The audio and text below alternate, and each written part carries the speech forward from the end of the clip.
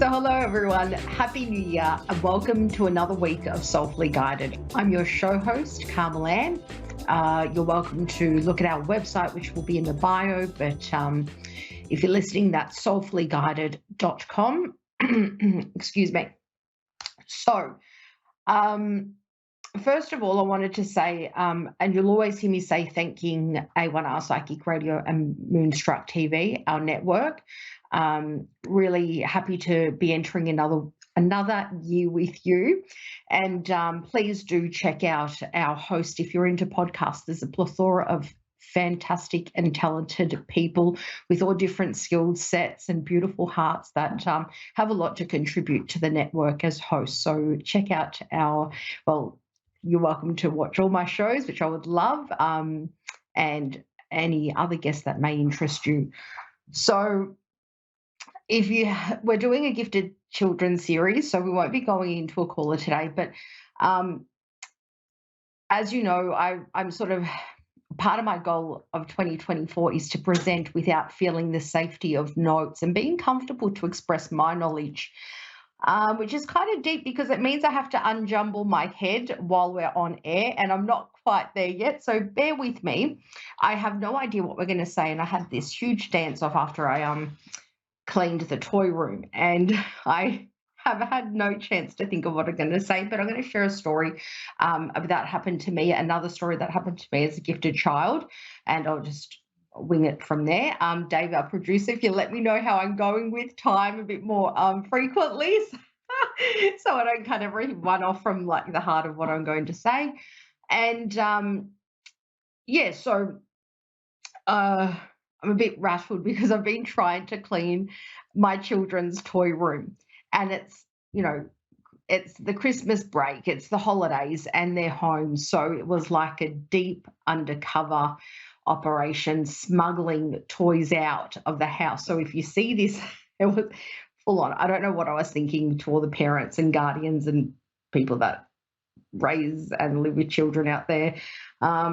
So it was quite intense. I had to pack up the same toys about 4 times. So but we're there, and this glow you're seeing is probably the sweat or the stress from all of that. But so back to the Gifted Children series. So we've talked about a few things. We're also going to have Stephanie back next week. Stephanie is the mini medium. If you haven't heard of her show, go check it out. I'm really excited to collaborate with Stephanie about her experience as a gifted child. She's been on recently and had a lot to contribute. So last week I spoke about my astral travel experience, which is where I somehow freaked out and was able to block my openness to whatever it was I could do as a child. The thing is, even though I tried to shut off what I could do, things still did continue to happen to me, not every day. And I wanted to share a story that happened, and I'm remembering these stories as I'm doing the show, so it's really incredible space to be in. And I actually have no explanation for this one. I don't work with entities or bad energies, and I don't surround myself around that sort of darkness. And I can't give you a valid reason of how this happened to me and what actually happened. All I can tell you is what happened. So even though as a child, if you somehow shock yourself so much that you're able to subconsciously shut your gifts out, it doesn't mean you're shutting yourself off to other sort of, whether they're, passed over people or things and spiritual things, or, being an empath as a child, you might be attracting other children or people around you. So you might shut off, but it doesn't mean you stop attracting. So that's a challenge as well in itself. So the story I wanted to share today, last week, was about an intense astral travel where I couldn't communicate what I was feeling. I didn't know what was going on, and there was no conversation to help me through it.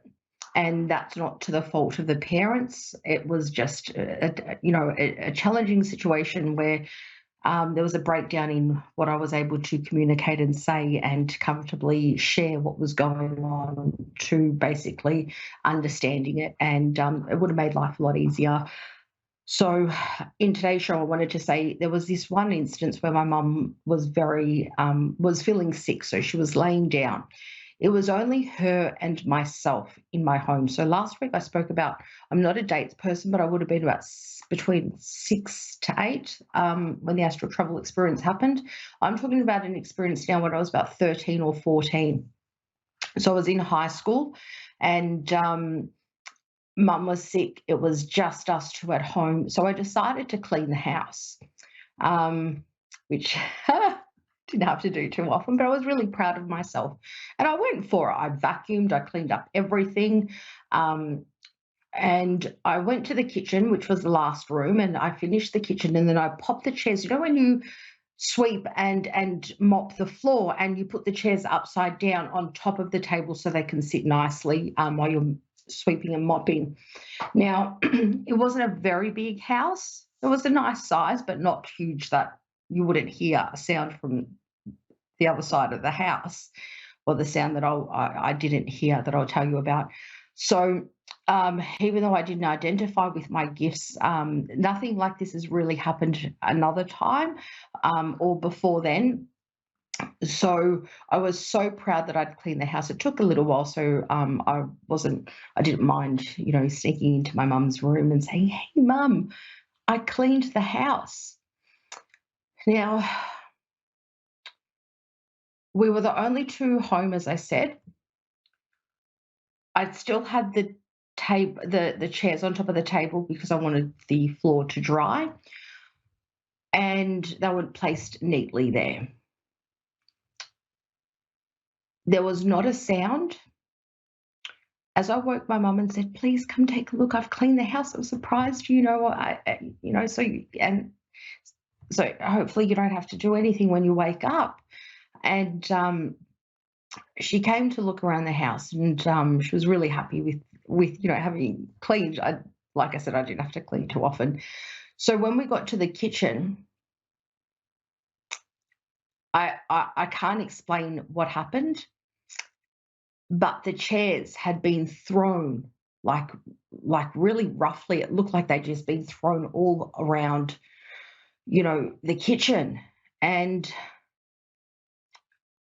my first instinct as a 13, 14-year-old, you know, I screamed and I ran. I ran out of the house. I looked and I thought there was no one in the house. There wasn't a sound that was made to indicate that those chairs had been thrown by someone that miraculously jumped the fence and came in, or and walked out just to mess with me. There is no explanation for how those chairs had been launched across. Every single chair had been launched across the room. It freaked me out. So even though we close ourselves off to our gifts, like I said, you still might attract things. I have no idea what that meant, what that was, how that happened. And as an adult, as you develop more of a mindset and logic and reason, even in my spirituality today, I need to be able to rule out everything scientifically before I believe it spiritually. So I really have I don't know how that happened and what that happened, why that happened, and I can't surmise, or I can't break anything down because there's no explanation for it, that those chairs just silently launched themselves all over and scattered across the kitchen room. And, if your child is going through something like this, it's quite, sometimes it can be quite disturbing and scary. And you isolate and you feel alone. And these weird things are happening that we don't understand, we don't know how to share it, but also the people around us don't know how to deal with it or how to even explain it themselves. So people used to joke, even as a teenager, "Oh, the spirits love you, spirits play jokes on you," and things like that. Which would be really fun as an adult and entertaining for both me and the other side or whoever. But that day was I didn't feel like there was a darkness, but I was so scared that my body instantly squealed and ran. Um, I don't think my mum knew how to sort of explain anything. And again, there was really no conversation around that because there was no knowledge. And how can one explain an empty house with two people that can be accounted for and chairs go launching this way and that way silently? So that was really scary. And you can imagine if your child or your loved ones are going through something like that, especially as a child. So, along through the series, we will say we're going to continue to educate you. So, I'll set a few stories, tell you a few things that have happened to me. A few other show hosts will come on and tell you what's happened to them and how they dealt with it. But the real thing is, we want to share experiences because maybe we're not the only ones, and maybe we can help your children and children around you, and also how you deal with it for those children to make them not feel so weird and isolated and alone and misunderstand themselves as well as fearing others will misunderstand them. So thank you for listening to this. It's not a story I've shared for a very long time, if not very often, and I will bring more stories out. Some of them are actually really funny, but I can't wait to share the story about about a school exam. So stay tuned for that one. And please do tune in next week. We're going to have Stephanie, the MIDI medium, who will be sharing her experience. So thank you for another week of Soulfully Guided. It's been great being here. And thanks for listening. Bye, everyone. See you next week.